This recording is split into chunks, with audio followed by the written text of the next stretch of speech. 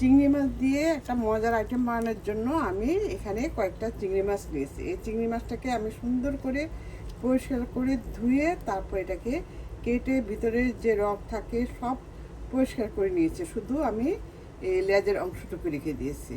এখন এই এই যে দেখুন, এখন এই যে আমি একটা ইয়ের মধ্যে টিস্যুর মধ্যে নিয়ে এই পানিগুলি ভালোভাবে একটু ইয়ে করে নিব।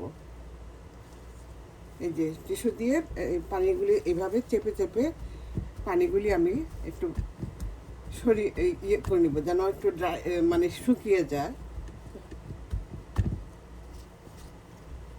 এই যে আমি মাছের মধ্যে সামান্য একটু ওই লাল মরিচের গুঁড়া আর লবণ, এই মানে সেগুলি সব নিজেদের নিজের স্বাদ মতো দিতে হবে। লবণটাও বুঝে দিতে হবে যেন বেশি না হয়। আর দিব এই যে একটু গোলমরিচের গুঁড়া, এই যে, আর একটু সয়া সস দিব। সেই কারণে আমি লবণটা সেভাবে বুঝে দিয়েছি। দিয়ে আমি এখন এটাকে ম্যারিনেট করে রেখে দিব। এই যে এভাবে ম্যারিনেট করে আমি রেখে দিচ্ছি। 10 মিনিটের জন্য আমি ম্যারিনেট করে রেখে দিচ্ছি। এই যে দেখুন, আমি এই যে এরকম রেডিমেড শিট দিয়ে আমি এই আইটেমটা করব। এই আইটেমটা দেখতে অনেক সুন্দর এবং খেতে খুবই মজার আর ক্রিসপি। সবচেয়ে বড় জিনিস হলো কি ক্রিসপি, এটা এই ক্রিসপিটা আপনার অনেকক্ষণ থাকে। তা এখন আমি কিভাবে করছি আসুন তাহলে দেখে নিচ্ছি। এই শিটটাকে আমি এরকম 2 ভাঁজ করে এই যে কেটে নিব। এই যে মাঝখান দিয়ে কেটে নিব। আমি কেচি দিয়ে কাটছি, আপনারা আপনাদের সুবিধা মতো কেটে নিতে পারেন। এই যে আমি এইভাবে কেচি দিয়ে কেটে নিচ্ছি।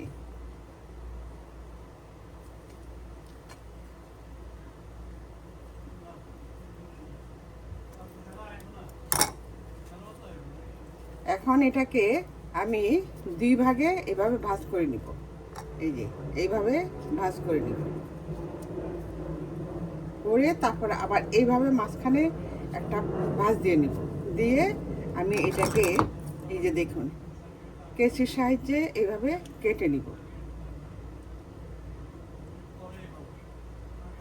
এই যে এইভাবে কেটে নিব। আমি এই যে কেটে নিয়েছি। এখন আমি একটা মাছ, এই যে একটা চিংড়ি মাছ নিয়ে আমি এইভাবে, এই যে দেখুন আমি দেখাচ্ছি, এই যে এইভাবে এটাকে দিয়ে সুন্দর করে মুড়িয়ে নিব। এই যে দেখুন সুন্দর করে মুড়িয়ে নিব।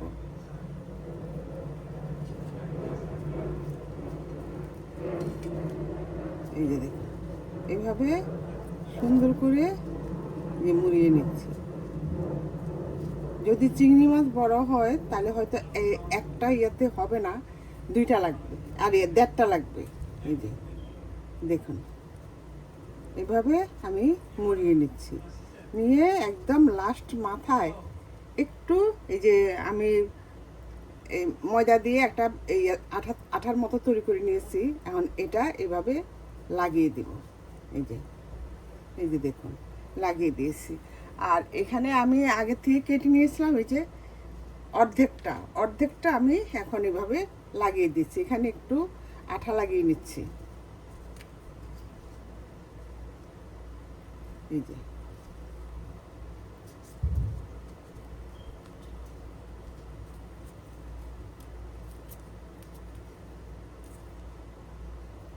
এই যে দেখুন এই যে হয়ে গেল আমার দারুণ সুন্দর একটা এবং ক্রিসপি একটা আইটেম। এই যে দেখুন, এই দেখুন দেখতে কতটা সুন্দর এবং কতটা লোভনীয়। এই যে হয়ে গেল আমার দারুণ একটা আইটেম। এখন আপনাদের সুবিধার জন্য আমি আরেকটা দিকে মাঝখানে ভাঁজ করে এভাবে কেটে নিচ্ছি। আপনারা ছুরি দিয়েও কাটতে পারেন, তবে সবচেয়ে ইজি এই কেচি দিয়ে। আমার কাছে তো কেচি দিয়ে সবচেয়ে ইজি লাগে।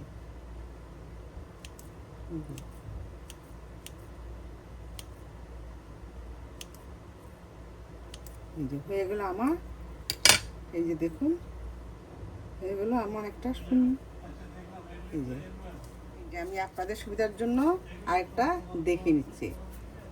এই যে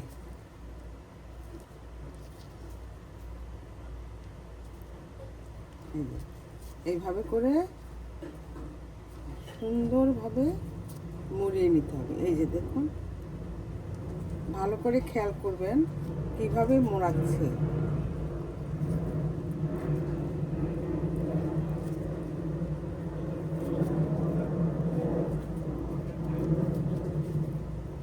এই যে দেখুন কিভাবে মোড়ানো হয়েছে, এবার দেখে নিন। আমি আপনাদেরকে ইয়ে করার জন্য, যদি মাছটা বেশি বড় হয় তাহলে কিন্তু একটা ইয়া হবে না, এরকম এই দেড়টা বা প্রয়োজনে দুইটাও লাগাইতে পারেন যদি বেশি বড় হয়। এভাবে আঠা দিয়ে এটাকে লাগিয়ে দিতে হবে। এখন আমি আমি এখানে দেড়টা লাগাচ্ছি। এই যে এখানে একটু আঠা লাগিয়ে নিচ্ছি, লাগিয়ে এই যে দেখুন এভাবে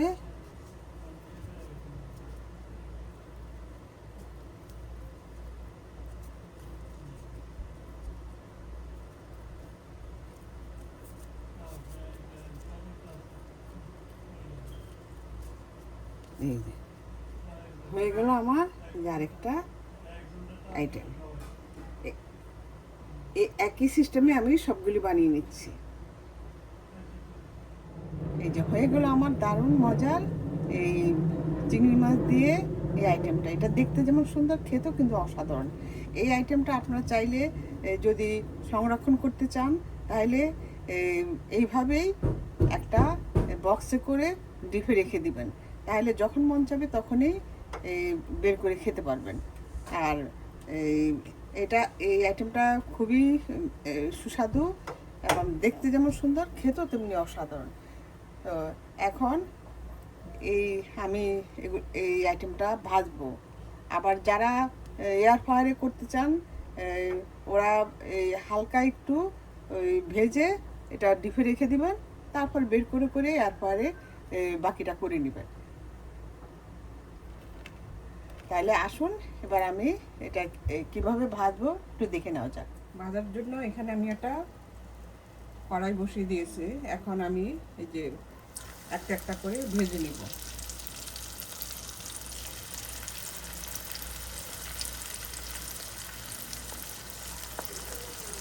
এক পিঠ ভালো মতো হয়ে গেলে পর তারপর বাকিটা উল্টিয়ে দেবো।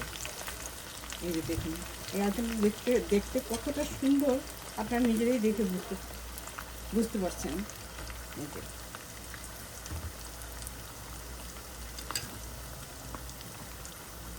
আর চিংড়ি মাছ কিন্তু খুব তাড়াতাড়ি সিদ্ধ হয়ে যায়, এটা আপনারা সবাই জানেন। তো কাজে আপনারা ভয় পাবেন না যে ভিতরে হয়তো চিংড়ি মাছ কাঁচা থাকবে, এই চিন্তা করার কোনো অবকাশ নেই। কারণ এই ভাজতে ভাজতে বাকিটা সিদ্ধ হতে সময় লাগে না। এখন এটা আস্তে আস্তে ভাজা হোক, তারপর আমি এক প্লেট উল্টিয়ে দিই। হয়ে গিয়েছে, আমি এখন উল্টিয়ে দিচ্ছি।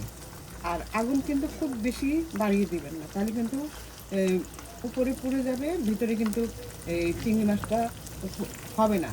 তো কাজেই মিডিয়াম হিটে এই আইটেমটা ভাজবেন। এই দেখুন আমি কিন্তু একদম মিডিয়াম হিটে আমি এই আইটেমটা ভাজতেছি।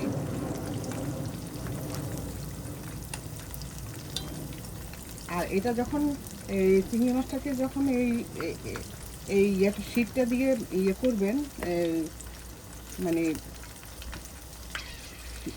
মানে চিংড়ি মাছের মধ্যে লাগিয়ে দেবেন, কিন্তু খুব ভালোভাবে এটা লাগাইতে হবে যেন খুলে না যায়। এই যে দেখুন আমার আইটেমটা কতটা সুন্দর। এই যে এইভাবে একই সিস্টেমে আমি সবগুলি বানিয়ে নিব। আর খুব বেশি একদম কড়া করে ভাজবেন না, তাহলে কিন্তু বেশি শক্ত হয়ে যাবে। আসসালামু আলাইকুম, দিলুস কিচেন থেকে আজ আমি একটি মজার আইটেম নিয়ে এসেছি। এই আইটেমটা হলো চিংড়ি মাছ দিয়ে আর রেডিমেড শিট দিয়ে। তো এই আইটেমটা কিভাবে বানিয়েছি, এটা এই ফুল রেসিপিটা দেখতে হবে। তো আর এই আইটেমটা এত মজার, এত দেখতে দেখতে যেমন সুন্দর, খেতে কিন্তু অসাধারণ। এই ছোট বড় সবারই খুবই পছন্দ করবে।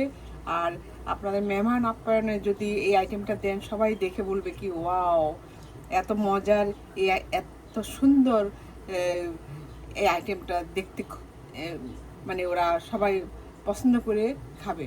আর আপনার যদি ভালো লাগে তাহলে সবার মাঝে, আত্মীয় স্বজন বন্ধু বান্ধব সবার মাঝে শেয়ার করে দিবেন, যেন সবাই দেখতে পায়। আর আমি এখানে মাঝখানে একটা সস দিয়ে নিয়েছি, সেই সসটা আমার বানানো। এটা মেহনাইজ, তারপর টমেটো কেচাপ, আর এই মাস্টার্ড, এই তিনটা মিলে আমি সসটা বানিয়েছি। আপনারা আপনাদের পছন্দ মতো সস দিয়ে খেতে পারেন। তো এই আইটেমটা বানাতে হলে আপনারা সবার মাঝে কিন্তু শেয়ার করে দিবেন, যেন সবাই দেখে এটা বানিয়ে নিতে পারে। আর এটা বানাতে হলে দিলুস কিচেনের সাথে থাকতে হবে। তো আসুন তাহলে এই আমি এই আইটেমটা কিভাবে বানিয়েছি একবার অন্তত একটু দেখে নেওয়া যাক। আর তাহলে বিসমিল্লাহ করে এটা আরম্ভ করা যাক। তো আসুন তাহলে আমরা এই আইটেমটা একবার অন্তত বানিয়ে ফেলি। কি বানাবেন তো? এই যে দেখতে যেমন সুন্দর, খেতে কিন্তু অসাধারণ।